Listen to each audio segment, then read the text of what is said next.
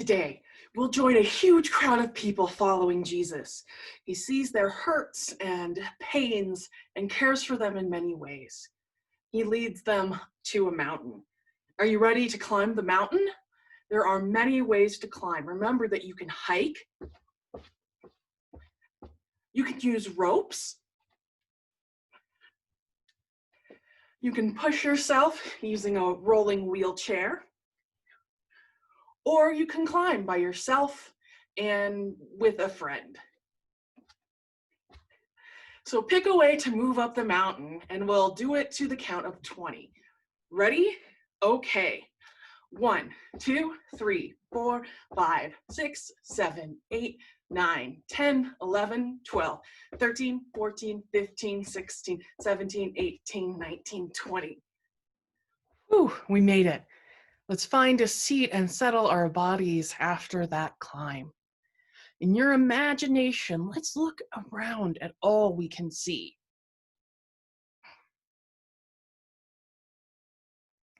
In Jesus' time, people believed mountains were holy and special places to be with God. Maybe because they reach up so high into the sky. Let's reach up as high as a mountain.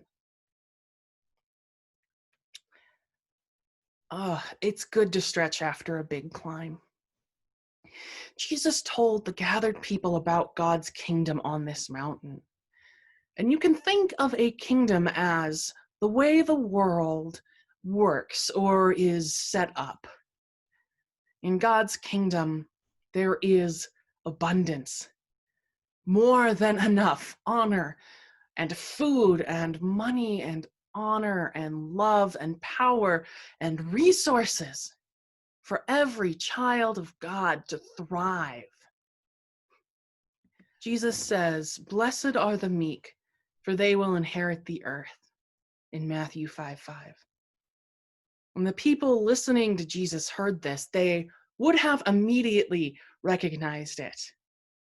Their worship songs and prayers, the Psalms, which is another part of the Bible, spoke of the same thing. Psalm 37:11 says, "The humble will have land for their own." Land was very meaningful and important. To own land was to have a place in your community.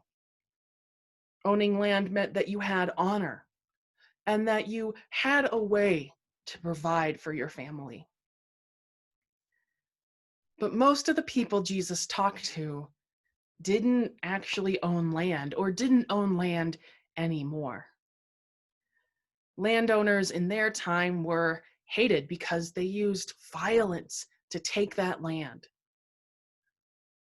This is where Jesus again turns things upside down.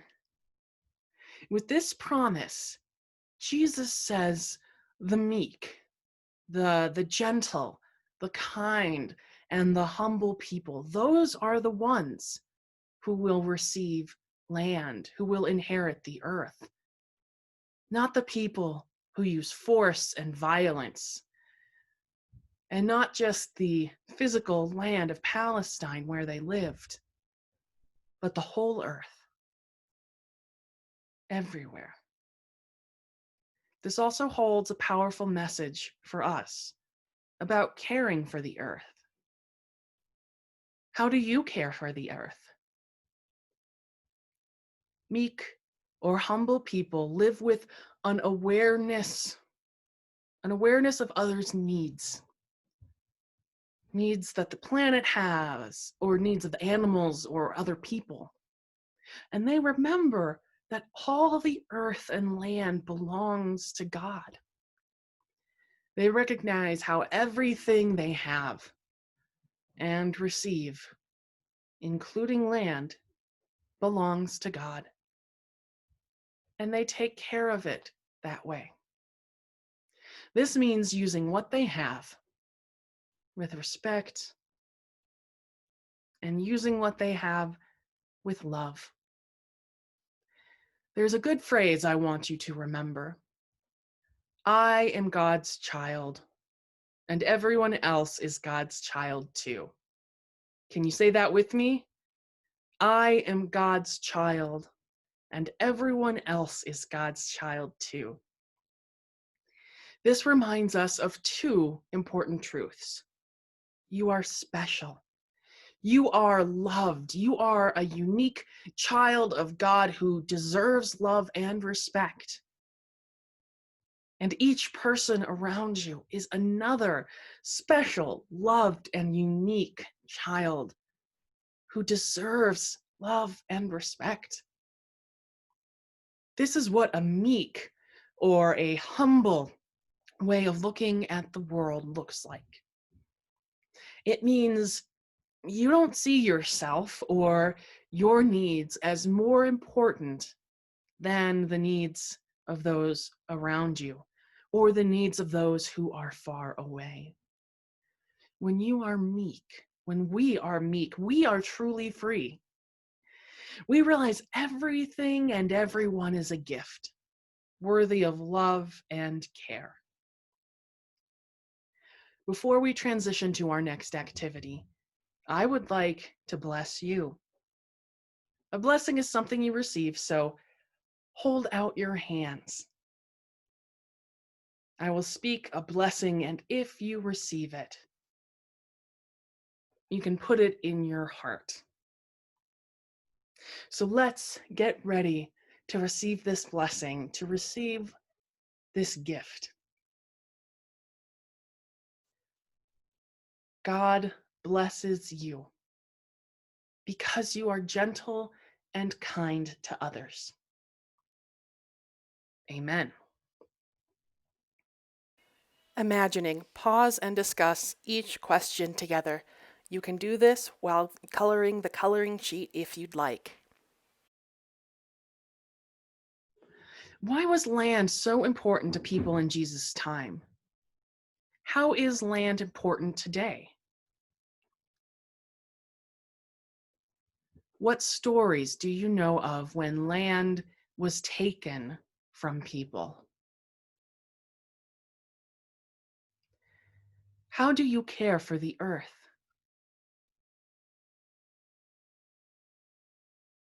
What is an example of being meek or humble?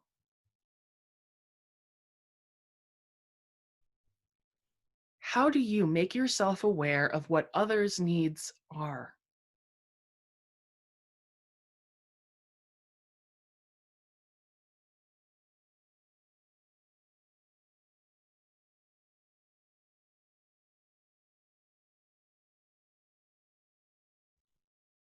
Think of something around you that you treasure, that you love, and go and get it. It might be an item or an object that you protect and prize, perhaps a beloved toy or a special gift. And go ahead and share why you chose that item and how they are gentle when caring for that item. Adults, if you can do this too, it'd be great. So this is my beloved item. This is my childhood teddy bear. I call them Barry. You can see that I've loved the color teal for a long time. And Barry is still around with me, even though I'm an adult, and is a little bit worn around the edges. The other day, I discovered that Barry has a little hole in their stitching right under their chin. I don't know if you can see it, it's kind of small. And I love Barry. I want Barry to be around for a long time because Barry reminds me of a lot of times from when I was around your age. Regardless of what your age was, I've had Barry for a long time. So I am going to stitch that little hole closed to make sure none of the stuffing ever gets out. And that way, Barry will hopefully keep going and be a healthy and strong and vibrant bear for many years to come.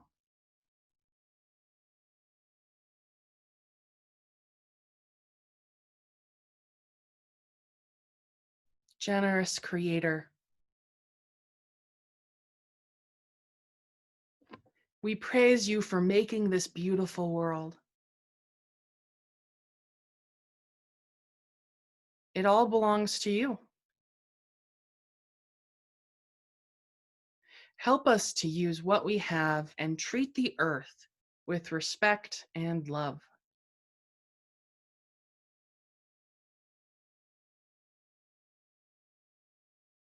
We want to be gentle, kind, and humble. True strength in your eyes.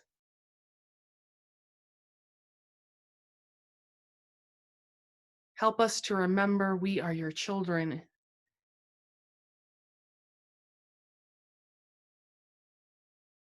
and that everyone else is too. Amen.